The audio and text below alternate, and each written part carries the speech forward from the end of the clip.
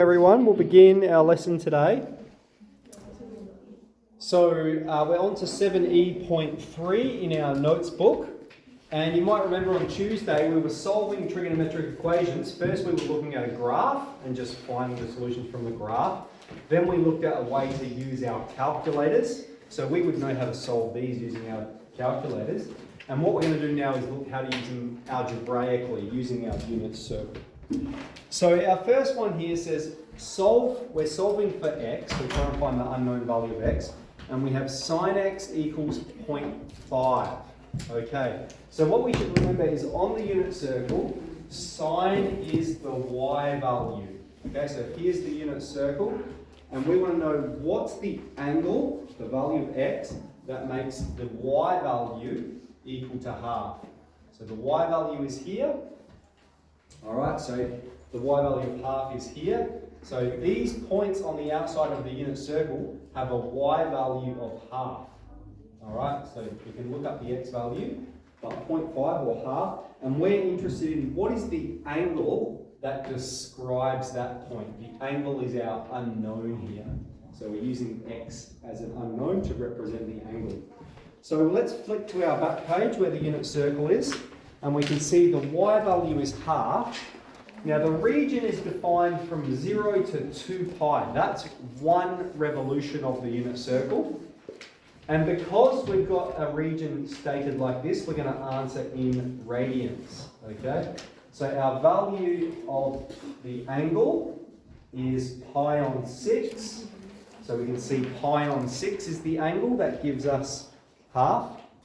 And 5 pi on 6. So a nice easy one to start us off there for the y value.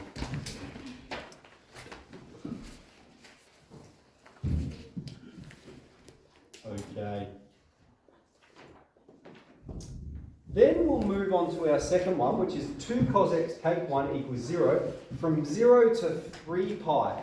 Now, if we think of our unit circle, that means going the whole way around. That's going to be 2 pi, and then another half revolution. It means coming around to here. That's going to take us to 3 pi. So we're going to go around the whole way, and then go halfway around again. Now first what we have to do here is get cos x by itself. So I'm going to plus 1 to both sides, and then divide both sides by 2. And so this time we're looking for the angles that make the x value equal to half. So if here is our unit circle, the x value is positive half here, and so the first angle is going to be this one. And the x value is also going to be positive half down here. And so the second angle is going to be this big one here. So that's going to be pi on 3. Have a look at our unit circle. We want the x value to be half. We have pi on 3 and 5 pi on 3. That would be within the first revolution. Okay? Both of these lie between 0 and 2 pi. But there's one more answer for us to consider. Because remember, we're going around once, and then we're going past this solution again. So this solution exists again. This solution was pi on 3, but we've gone 2 pi past it. Okay, we've gone a whole revolution past it. So these are our 3 answers. Okay, so within the first revolution, we go past both of these points, and then we go another pi around, which only takes us past this solution. So we have pi on 3 plus 2 pi. Now this one we will simplify. Okay, you can type it in your calculator to simplify. But what we're doing, the way it'll simplify is if we have pi on 3 plus 2 pi, we need to express both of them with the same denominator. So we would have pi on 3 plus 6 pi on 3. Okay, because 6 pi divided by 3 would simplify to 2 pi. Now that they have the same denominator, we can add them together, which would give us 7 lots of pi on 3. Okay, so our 3 solutions then in simplified form are pi on 3, 5 pi on 3, and 7 pi on top of 3. Okay, so probably the first 2 solutions are pretty easy to get. The third solution, where we're considering multiple intervals, will be a bit tricky, and we'll probably practice that more in the second part of the lesson. Okay, on to C, we have 7 tan squared x equals 21. What we want to do is we want to get tan x all by itself. So, first, we'll divide both sides by 7, and that would give us tan squared of x is 3. And then we'll perform the square root of both sides. So if I'm square rooting here, I'm going to have tan x on the left, and on the right I'm going to have plus or minus the square root of 3. Could be the positive square root of 3, could be the negative square root of 3. Both are solutions. So then what we're going to do is we're going to look at our unit circle and go, when is the tan value equal to positive or negative root 3? So on our unit circle, we have the tan values drawn outside the coordinates. And so we just need to trace our way around. And we can see that the first tan value of root 3 occurs at an angle of pi on 3. The second one is negative root 3, which occurs at an angle of 2 pi on 3. Okay, keep going around. We're going to have 4 solutions. We have 4 pi on 3, gives us a tan value of root 3. And the last one, 5 pi on top of 3. Okay, 5 pi on 3, we have negative root 3. So the tan value is equal to positive root 3 or negative root 3 for these angles, where x is those angles. Very good. Now, I know there's 3 more, but I think what we'll do is stop there. We'll get the hang of this, and then we'll move on to the next part, because it does get us to consider more revolutions. So what's going to happen when we're doing these questions is we notice we have a number in front of the x. We have 2x. Now, what we should remember from those graphs is that this will mean there are 2 wavelengths in 2 pi. This would mean 2 wavelengths. Here, that's the same as cos of half x, which means there would be half of a wavelength in 2 pi. Okay, so those are going to be things that we consider. Now, the way we consider that is whatever this number is out the front, we multiply the whole domain by it. So 0 times 2 will be 0, 2 times x will be 2x, and 2 times 2 pi will be 4 pi. The reason we multiply it by 2 is because the number in front of x is 2. Alright, so that means we're solving this one over this region. Similarly, here we have half in front of it, so we're going to multiply this region by half. We'd have 0, half x, and 2 pi. Alright, and down here we're multiplying the region by 2, so we have 0, 2x, and 4 pi. Okay, if it's a 3, we multiply it by 3. If it's a 4, we multiply it by 4. And that's going to allow us to consider the multiple solutions that occur because we're squashing more wavelengths into 2 pi. Okay, then the rest just becomes the same though. We're looking at the unit circle and we're saying, what is it that makes the angle, okay, what's the angle that makes the y value equal to positive root 3 on 2? So on your unit circle, that's going to be here and here. And so the values of the angle, I'm going to put it in brackets. We're treating that whole thing is our angle. So the values that make the angle to root 3 on 2 are going to be pi on 3 and 2 pi on 3. However, that would be within our first revolution. All right, from 0 to 2 pi. But because of the 2x, our domain extends out to 4 pi, which means we need to consider another revolution. Now it's quite easy because all it is, when we're going to 4 pi, it's going to be the same solutions, but plus 2 pi onto them. Okay, so it's those same answers we had before, but plus 2 pi because we're going past them a second time. Anytime we go past it a second time, plus 2 pi. If there is one that pops up where we go past it a third time, we would go plus 4 pi.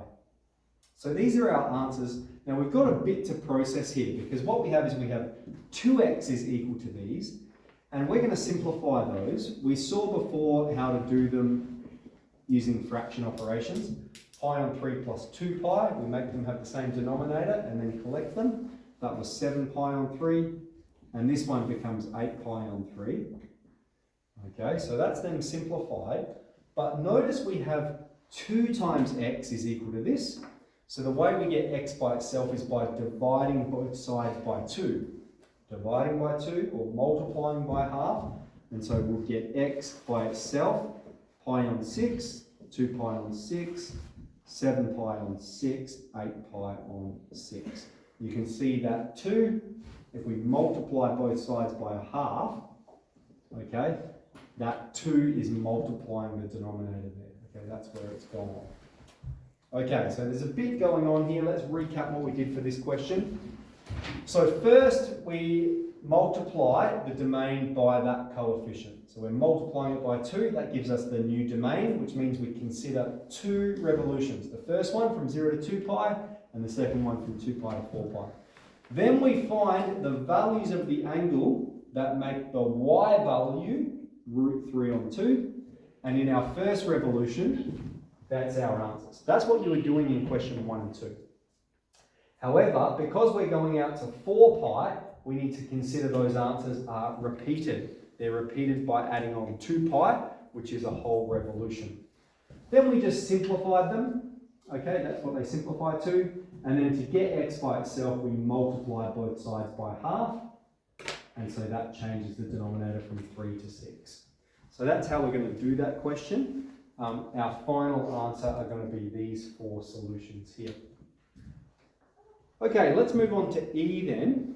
Now E, we've already recognised, whenever it's written like this, x on 2, remember, always treat it as half times x. And so that means we're going to multiply the domain by half. Okay, so we have 0 to half x to 2 pi. And so that means we're looking for what are the values that make the cosine value equal to 1. Alright, so when's the cosine value equal to 1? Well, cos is the x values, and it's equal to 1 here. It's at 0 and 2 pi. So that means our angle here, I'm going to keep it in brackets, that's our angle. Our angle is 0 and our angle is 2 pi. And both of those exist in this domain because less than or equal to, less than or equal to. So 0 and 2 pi exist in that first rotation, 0 and 2 pi. Now we have half x equals 0 or 2 pi. So the way we get x by itself now, we want to get rid of the half, is we're going to multiply both sides by 2. We have x is 0 or 4 pi. Okay, 0 and 4 pi will make the cos of x on 2 value equal to 1. Those are going to be our 2 answers here. So again, what did we do? We pulled the half out the front, we multiply the domain by half, and we say, what are the angles that make the x value, the cosine value, equal to 1? These are the angles, and we want x by itself, so we multiply both sides by 2 to get rid of that coefficient. Okay, tan squared of 2x equals 1. First thing we do is multiply the domain by 2. So now we're considering 0 to 4 pi. We're considering 2 revolutions. Now, if we have tan squared of x equals 1, what that means is tan of 2x is equal to the square root of 1, which is plus or minus 1. When we square root both sides, we have the positive 1 or the negative 1.